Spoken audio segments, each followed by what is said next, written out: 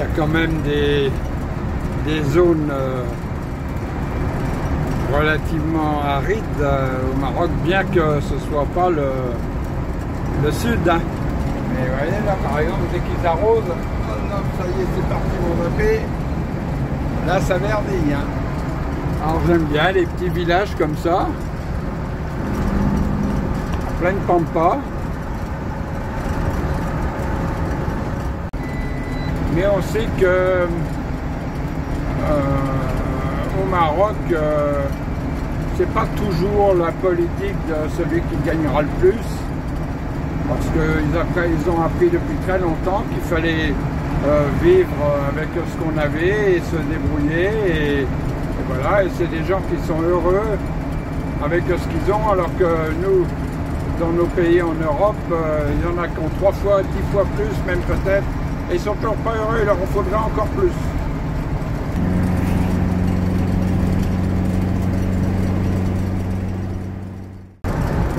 Je pense qu'ils vivent de l'agriculture et de l'élevage, parce que sinon, je ne vois pas très bien ce qu'ils pourraient faire. Agriculture, élevage, et puis, bon, bien sûr, certainement, comme là on en aperçoit, olivier et compagnie. Et là, on aperçoit, vous ne verrez peut-être pas sur la vidéo, mais on voit que la terre, ça verdit un petit peu. Ah oui, il vient d'y avoir des pluies aussi hein, dans le nord du Maroc.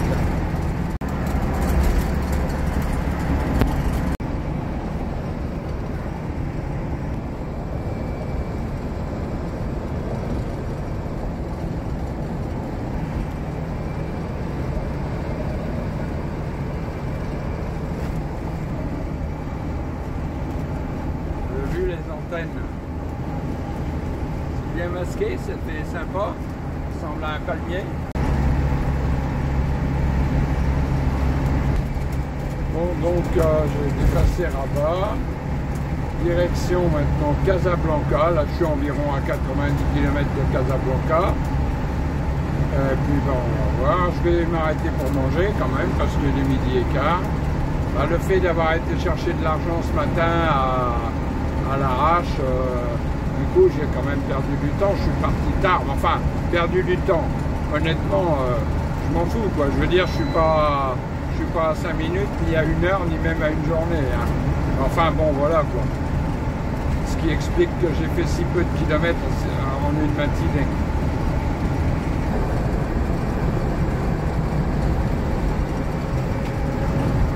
Voilà, là, environ 80 km de Casablanca. Alors, justement, vous connaissez à peu près tous, je pense, l'origine du mot Casablanca. C'est simple, hein, c'est parce que bon, c'est les Espagnols qui l'ont baptisé comme ça, parce que lorsqu'ils arrivaient par la mer à l'époque, ils voyaient des maisons blanches, donc Casa, maison, blanche, Blanca, et donc à la longue, ils disaient Casablanca. Et voilà, et c'est resté comme ça, c'est le nom de la ville est devenu simplement synonyme de maison blanche, parce que c'est tout ce que les marins voyaient à l'époque en arrivant.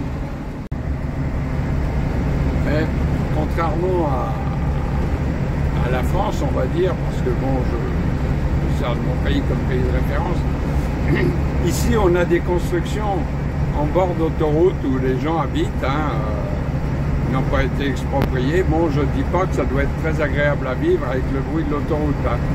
Mais bon, pile au moment où je vous fais voir ça, j'arrive dans une zone boisée. Mais il y a plein de constructions et c'est comme ça, c'est bon, que voulez-vous. Mais d'un autre côté, il faut savoir que le nord du Maroc étant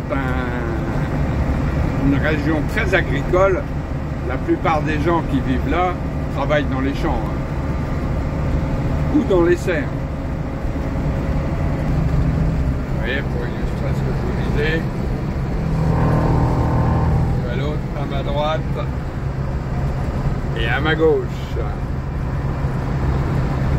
Voilà. Très très agricole. Hein.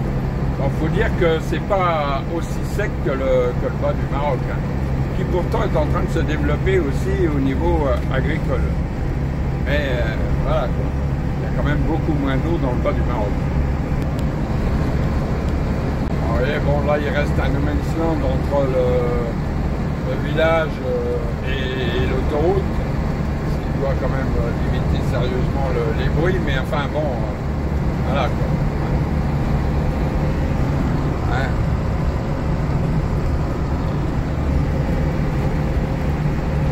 Avec des passerelles, assez souvent pour que les gens puissent traverser, aller de l'autre côté, soit pour travailler, soit parce qu'ils travaillent d'un côté, ils habitent de l'autre.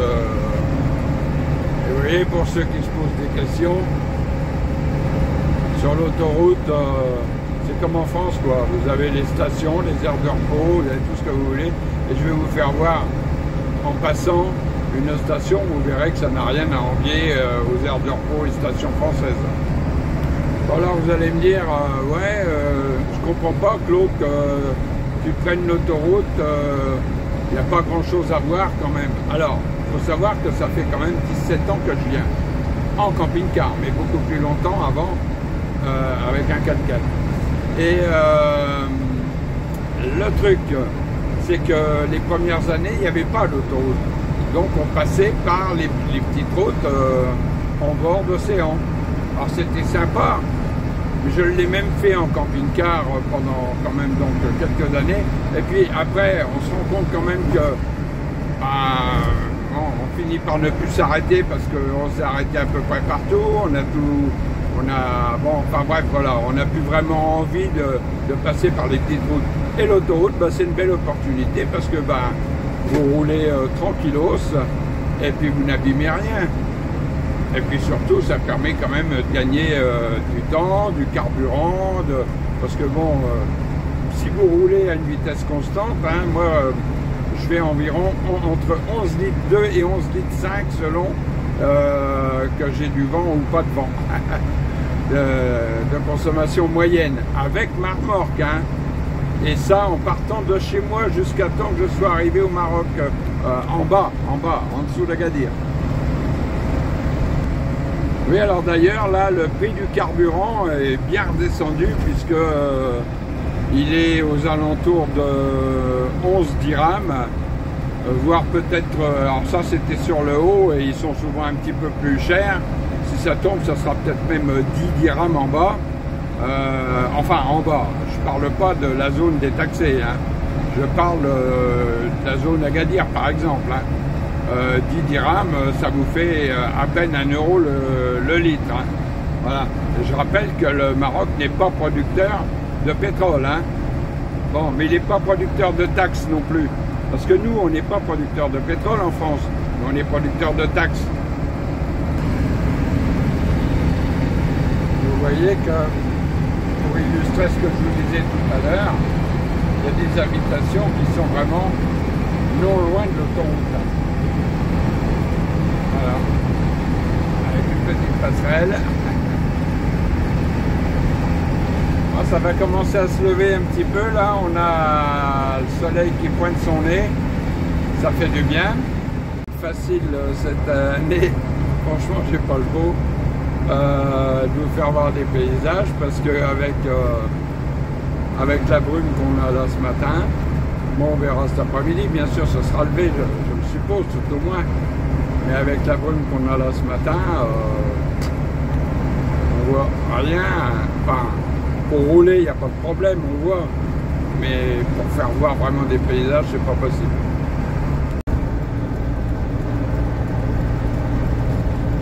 Voilà, c'est parti. Rabat, 146 km. Moi, je suis à 600 et quelques kilomètres d'Agadir, donc je vais voir.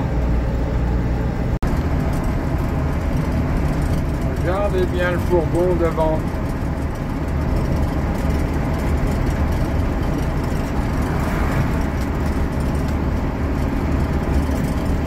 Regardez un petit peu la hauteur qu'il a sur le toit, celui-là. Il est tranquille, hein.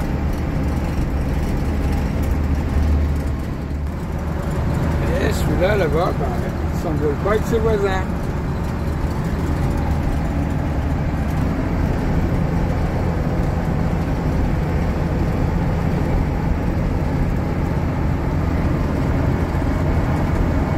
fin de compte, aujourd'hui, j'aurais eu un beau soleil, d'accord, il y a des nuages. Alors ça cache le soleil de temps à autre, mais assez rarement quand même, ce qui fait que bah, c'est assez agréable de rouler parce que il fait 24-25, donc il fait bon mais pas trop chaud. Voilà quoi, on est bien, on n'a pas non plus un vent terrible et au moins pour une des premières fois depuis que je suis parti de chez moi, il pleut pas les gars, il pleut pas. Voilà, bah, il est 16h40, je suis à 180 km d'Agadir, donc en gros, on va dire 200-210 de Takat. Ouais, bah, je pense que je vais y aller pour ce soir, hein. Comme ça demain, tranquillos, je vais pouvoir me reposer. Voilà, et profiter du soleil. Parce que bon, j'espère, parce que là ça fait déjà plusieurs fois que je me retrouve, c'est sur les autoroutes, quand ils sont en travaux, ils nous font passer un de chaque côté sur la même voie. Voilà, et ben là ça fait déjà plusieurs fois, et résultat je roule à 60 à l'heure pendant ce temps-là. C'est pas génial. Enfin bon, pas grave, hein. Si j'arrive à 7h ou si j'arrive à 7h30, pour moi c'est pareil. 18h30, bah, je suis encore dans la montagne parce que avec les travaux qu'il y a partout, bah, il y a des moments où on roule à 20 à l'heure, on est derrière des gros camions, des machins qui n'avancent pas, on roule à 20. Voilà, bon bah là pour le moment c'est reparti, mais pour combien de temps j'en sais rien. Bah, je suis plus très loin, je dois être à 30 km d'Agadir. Enfin du coup ça va encore me faire arriver de nuit, j'aime pas conduire la nuit. Bon bah il est 7h moins 10, je viens de passer le péage, mais comme la nuit est en train de tomber, que je suis vraiment crevé, eh ben, je vais m'arrêter à la dernière station là, et puis je vais pioncer parce que voilà c'est bon, hein. Alors je vais faire un petit somme, enfin un petit somme, je vais passer la nuit, hein. Je repartirai tranquillement demain matin, mais c'est pas la peine d'avoir un accident pour dire de faire 30 km de plus. Voilà, bon. On est fatigué, on s'arrête, point. Allez, on se reprend. Bon bah voilà, bah, je m'arrête ici, je suis fatigué, je vais pas risquer d'avoir un accident. Là, après, il faut prendre une paire de petites routes où il y a énormément de circulation et rouler la nuit. Au Maroc, même les Marocains, ils vous disent évite, hein. Donc, en plus fatigué, donc avec moins de réflexes, bien sûr. Donc, je prends pas le risque, voilà. Là, je vais me faire un petit thé. Et puis, à mon avis, bah, il est 7h, je vais quand même essayer de ne pas aller coucher trop tôt, parce que sinon, je vais me réveiller à 5h du matin, si c'est pas plus, plus tôt. Et un petit thé, je vais essayer de lire, mais je suis vraiment crevé, là, justement, j'ai les yeux qui quasiment se ferment, donc on verra bien. Allez, on repart demain matin, les amis.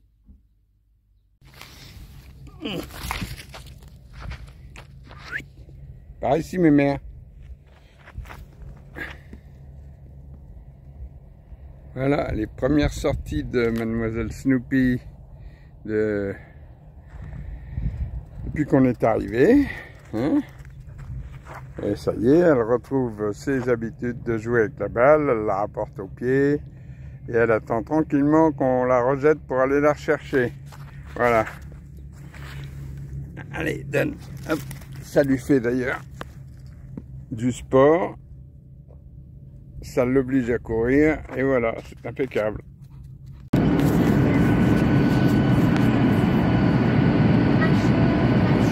Alors vous allez vous demander ce que je fais dans un avion. Je vous expliquerai tout à l'arrivée. C'était pas prévu du tout. Allez, à bientôt les amis.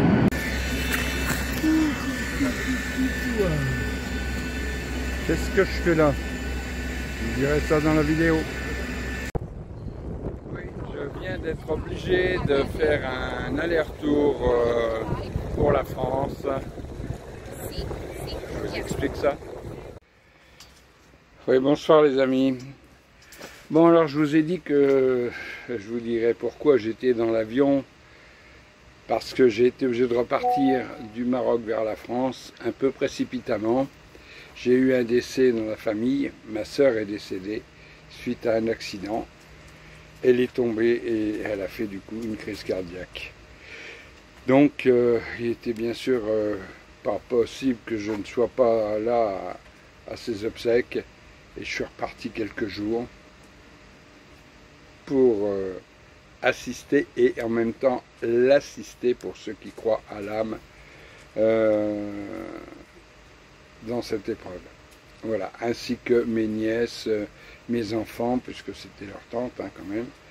Et donc, voilà pourquoi je n'ai pas fait de vidéo pendant un certain temps. Bien, alors là j'en ai mis une, je crois hier soir, et je suis en train d'en repréparer une autre, donc qui sera la fin de la descente avec le Maroc. Voilà. Bien, on se reprendra dans une autre vidéo. Là, ceci sera inclus dans la vidéo que vous allez voir. Ah, mademoiselle Snoopy qui fait sa petite promenade du matin. Alors, elle aime bien, elle renifle tout ce qu'elle trouve. J'aime pas trop, mais bon. Allez, avance. Voilà, ça repart.